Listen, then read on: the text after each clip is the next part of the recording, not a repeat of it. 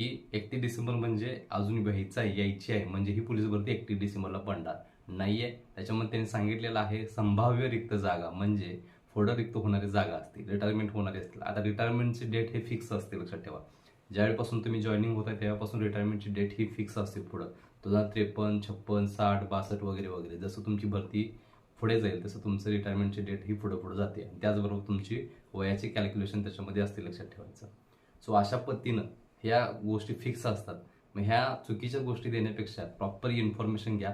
तुम्ही मीडियावाले आहे, सरकारला जाब विचारू शकताय, सरकार तुम्हाला उत्तर देणं बंधनकारक असतं. अशा पद्धतीने तुम्ही देऊ शकताय. पण जे आता 98,000 पोलीस भरती म्हणजे तुम्ही काय पण सांगताय की आकड्यांची गोळाबेरीज तुम्हाला येते म्हणून तुम्ही चॅनलचं TRP वाढवायला किंवा बाकी सगळ्या गोष्टी करण्यासाठी जर 98,000 म्हणत असाल तर एवढी भरती किंवा ह्या बातमीचा तुम्ही पाठपुरावा करा. आणि 98,000 पोलीस भरती जसं म्हणताय लोकसंख्येनुसार, तसं